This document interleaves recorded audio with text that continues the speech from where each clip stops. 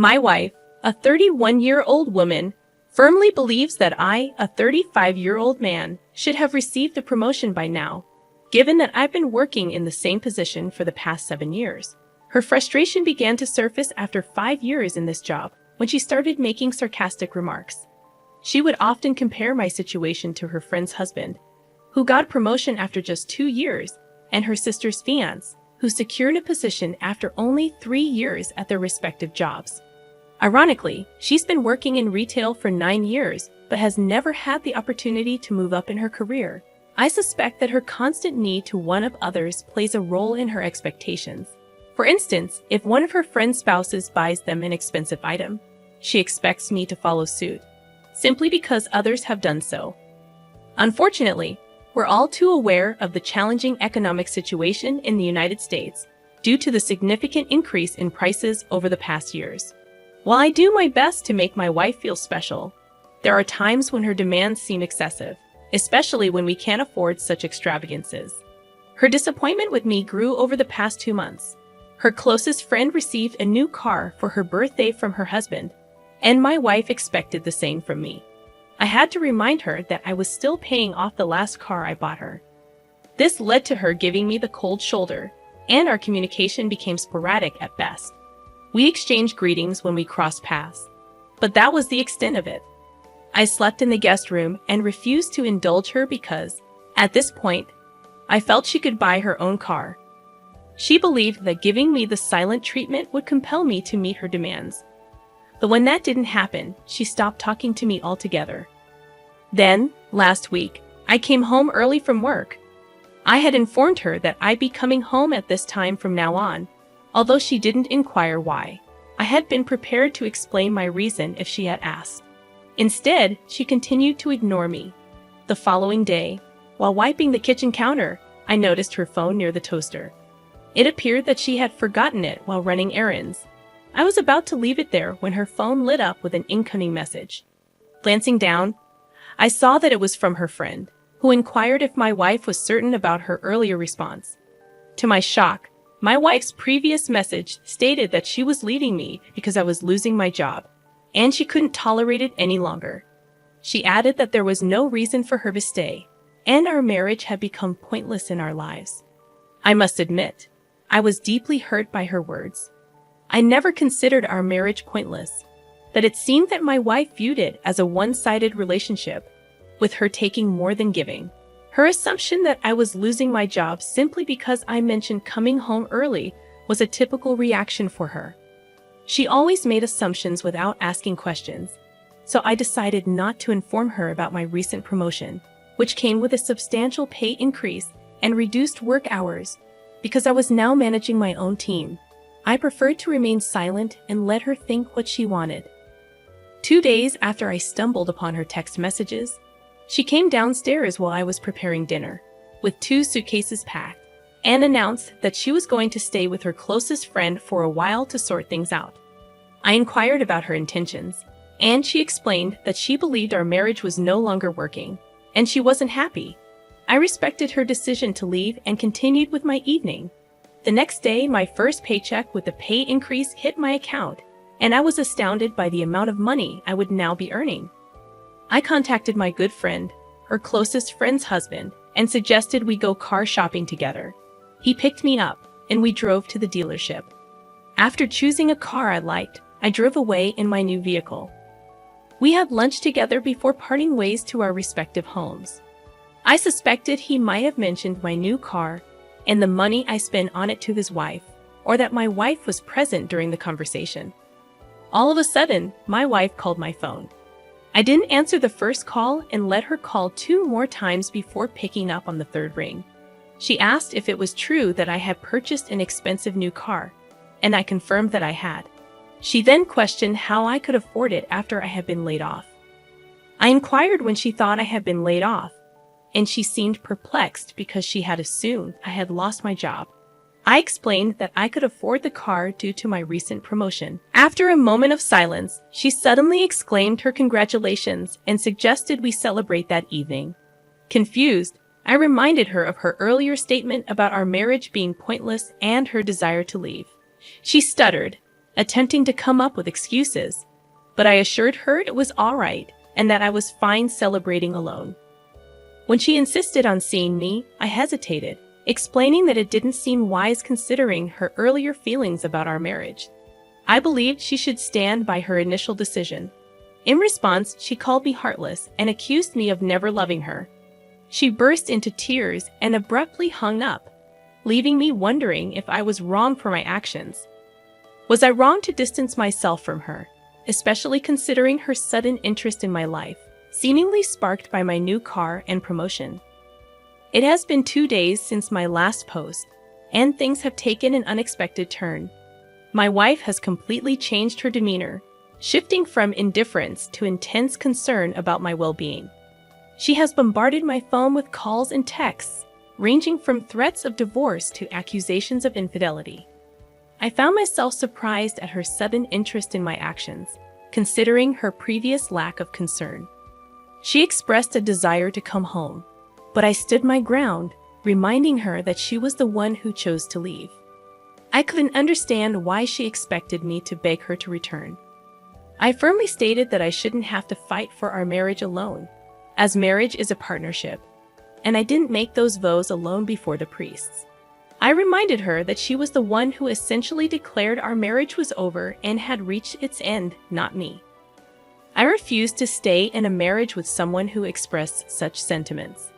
I told her plainly that I wouldn't engage in conversations if all she intended to do was complain like a spoiled child. Of course, she didn't appreciate my bluntness and hung up on me. It's been a week and a half since the last update, and I'm seriously considering filing for divorce. Initially, I contemplated filing for separation, hoping to spare her from embarrassment, until she created a scene at my family dinner. I had invited her, giving her a chance to attend without informing my family about our living situation.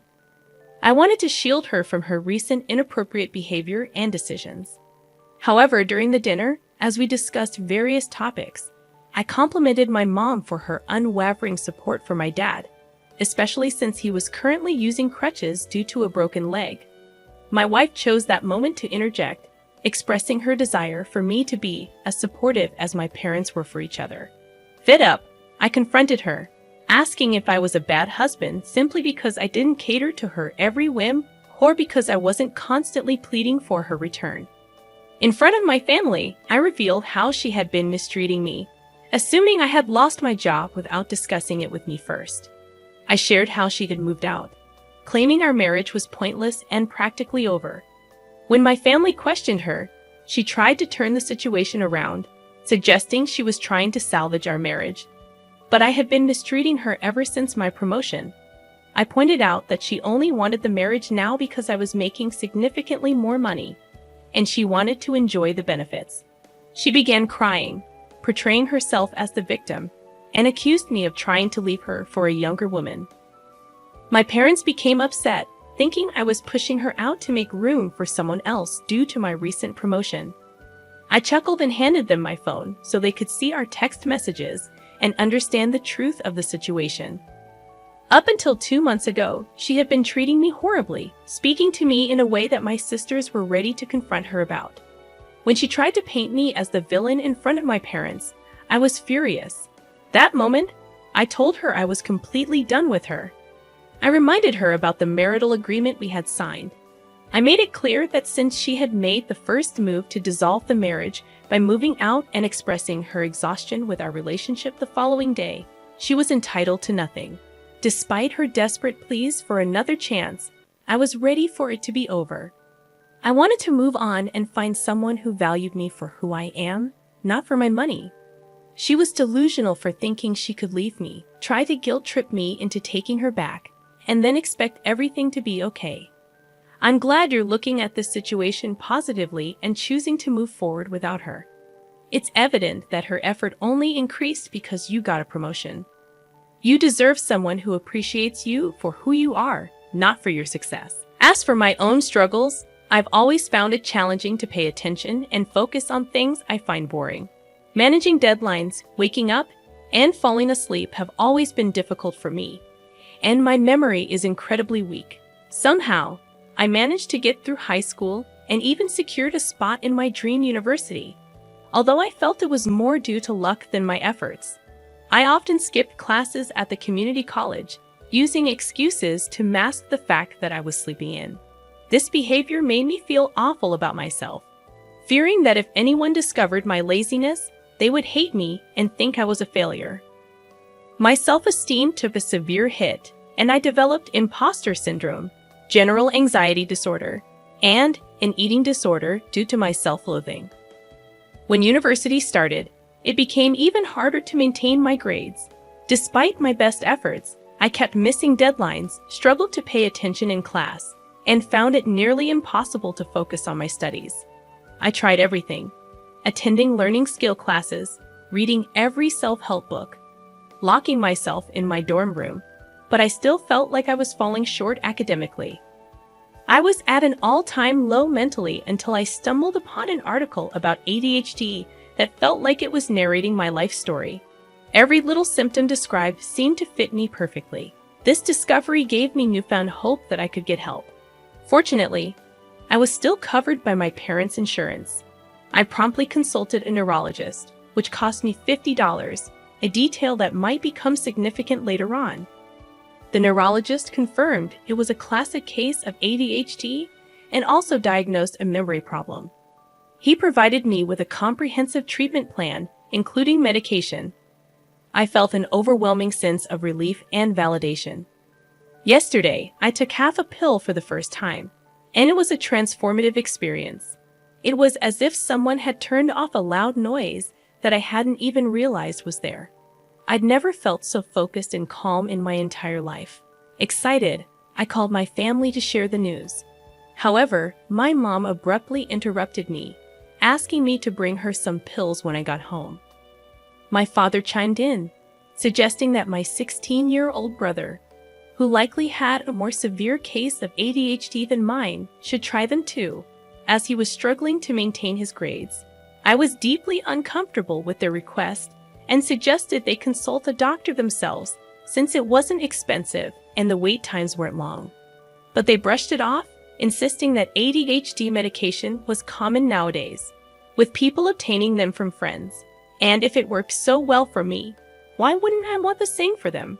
They claimed I was being overly uptight and making a fuss out of nothing.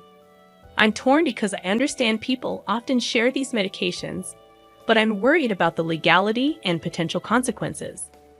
Additionally, I fear running out when I need them, which might sound selfish.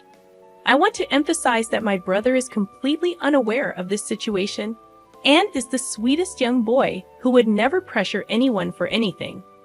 I want to express my gratitude to everyone for their supportive comments. I wish I could respond to each one individually, but please know that I've read them all.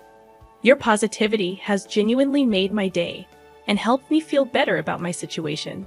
Thank you for your kindness. I want to clarify that I never seriously considered sharing the medication. My post was more about my conflicted feelings regarding their request. Under no circumstances should you give away your prescription meds. ADHD medications are controlled substances, and running out before the prescribed time could lead to suspicion of illegal activity. Selling them or sharing them with family members could get you into serious trouble. If you fear someone might steal them, consider using a lockbox. It's unwise to share prescription medications. Your family members should consult a doctor for their own diagnosis and treatments. Introducing new medications without supervision might lead to harmful interactions. A couple of months before my grandmother passed away, I drove down to see her with my dad. Despite my initial belief that she disliked me due to my past mistakes, she gave me her wedding ring among other things, mentioning that I was her light and always there for her without being asked. During my visit, I learned about my grandfather's infidelity, and I assumed she gave me the ring instead of leaving it for him because she wanted him to have someone after her passing. I facilitated a reconciliation, but after her death, my cousin asked me to return the ring to my grandfather. I refused, believing that if she intended him to have it, she would have left it for him. Am I in the wrong here? Morally, you're not at fault. It was a gift freely given. However, you might want to check the legalities in your area. as sometimes gifts given shortly before death can be contested as part of the inheritance. Be prepared for relatives to try to guilt you into giving it back. But remember, your grandmother's intentions matter, and it's not your responsibility to fulfill someone else's assumptions about her relationship with your grandfather.